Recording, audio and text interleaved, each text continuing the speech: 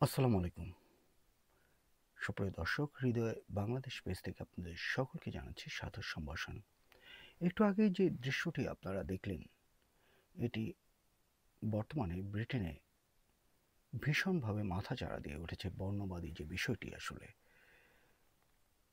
বিষয়টি সত্যি সত্যি ভাববার বিষয়। 10 সেপ্টেম্বর ছেলে তার মা বাবা ও ছোট ভাইকে পিক আপ করতে হিথ্রো বিমানবন্দরে গিয়েছিলেন। বাংলাদেশ থেকে তারা ব্রিটেনে এসছেন। তো তাদেরকে নিয়ে যখন যাচ্ছিলেন, হঠাৎ করে ছোট ভাই ক্ষুধার্ত, কিছু খেতে চাইলে তখন সে বাইরে বের হয়ে অ্যাশফোর্ডের, যথাসম্ভব অ্যাশফোর্ডের ম্যাকডোনাল্ডসে যেয়ে তিনি খাবার আনতে যান এবং বাবা মা ছোট ভাই গাড়িতেই ছিলেন। এমত অবস্থায় একজন শ্বেতাঙ্গ, তিনি তার মাকে বোরখা পরিহিত দেখে কটূক্তি করেছেন, বাজে মন্তব্য করেছে। এই মন্তব্য যখন করে তখন দূর থেকে বড় ছেলে তা দেখতে পায়। তখন সে কাছে এসে তাকে বলল, তুমি, এটা সিভিলাইজড কান্ট্রি, এটা এইভাবে তুমি কাউকে বলতে পারো না, তুমি তার কাছে অ্যাপোলজি করো, ক্ষমা চাও। উনি বয়স্ক মানুষ। তো এই কথা শোনার পর লোকটি গাড়িতে যায়। গাড়িতে যেয়ে তার বেস বলের যে বেস বল ব্যাট, যেটি, সেই ব্যাটটি নিয়ে আসে এবং ছেলেটির উপর বিনা বাক্যে হামলা করে বসে। অপর্যপরি তাকে প্রহার করতে থাকে ব্যাটটি দিয়ে।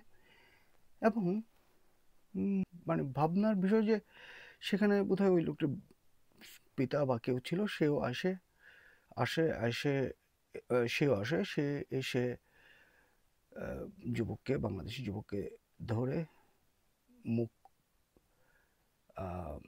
গেঞ্জি দিয়ে মুখটা ঢেকে দিয়ে তাকে দুজন মিলে প্রহার করতে থাকে ছেলেটিকে, বাংলাদেশি ছেলেটিকে। তো বাংলাদেশি সেই যুবক তখন মানে কিছুই বুঝতে পারেনি।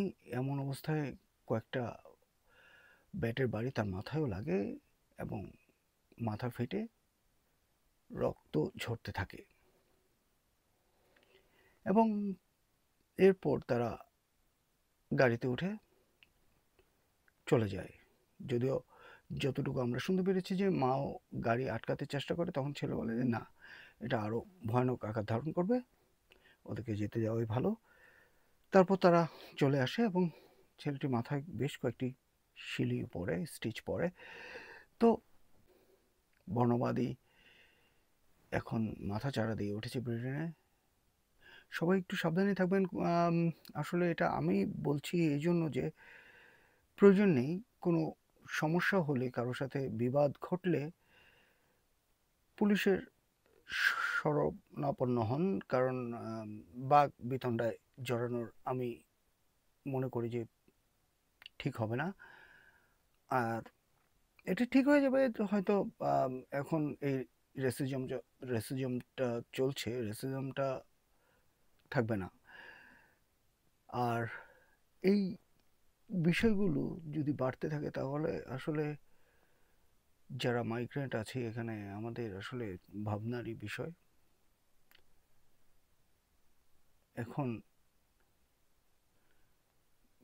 সময়টা ভালো যাচ্ছে না। আমরা